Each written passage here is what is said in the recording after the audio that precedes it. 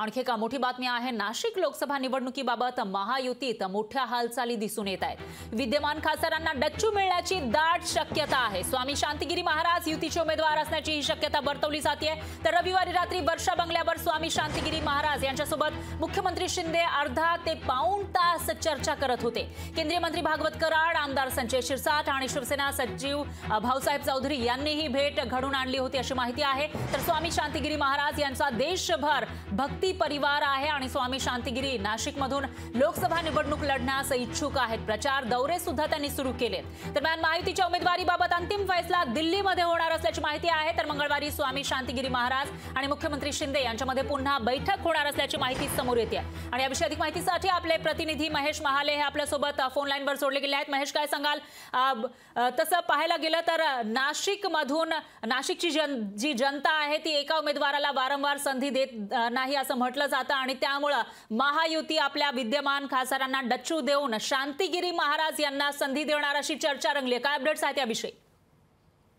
नक्कीच फार तुम्ही सांगितलं त्याप्रमाणे नाशिकची जी जनता आहे ती खासदार रिपीट करत नाही असा इतिहास राहिलेला आहे। परंतु गेल्या वेळेच्या निवडणुकीमध्ये हा जो इतिहास आहे हा विद्यमान खासदार हेमंत गोडसे यांनी मोडीत काढलेला होता। परंतु मात्र सध्याची जर परिस्थिती पाहिली तर नाशिक लोकसभेसाठी मोठ्या प्रमाणात चुरस देखील निर्माण झालेली आहे। आता महायुतीकडनं आपल्याला उमेदवारी मिळावी यासाठी स्वतः स्वामी शांतिगिरी महाराज यांनी वर्षावर दाखल होत मुख्यमंत्री एकनाथ शिंदे यांची भेट घेतलेली आहे। स्वामी शांतिगिरी महाराज यांचा खरं तर मोठ्या प्रमाणात भक्त परिवार आहे।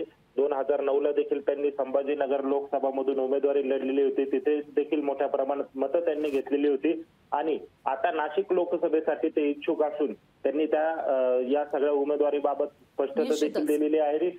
नाशिक लोकसभेमध्ये त्यांनी प्रचार दौरे देखील सुरू केलेले आहेत। या सगळ्या पार्श्वभूमीवर त्यांनी मुख्यमंत्री यांची भेट घेतलेली। आता मुख्यमंत्री याच्यावर काय निर्णय घेणार, मात्र नाशिकच्या लोकसभेचा जागेचा जो तिढा आहे हा दिल्लीतून सुटण्याची शक्यता आता वर्तविली जात आहे। मंगळवारी पुन्हा एक बैठक होणार आहे। या बैठकीतनं काय निष्पन्न होतं हे देखील तितकंच महत्वाचं ठरणार आहे। नाशिक लोकसभेसाठी कोण उमेदवार मिळतं हे पण पाहणं तितकंच महत्वाचं ठरणार। अगदी बरोबर आहे महेश। कोणता उमेदवार या ठिकाणी महायुतीकडून उतरवला जाणार ते बघावं लागेल आणि येत्या काही दिवसात ते स्पष्ट होऊ शकेल। दरम्यान धन्यवाद तुम्ही दिलेल्या या सविस्तर माहितीसाठी। लोकशाही मराठी ऐका, पहा, जागरूक रहा।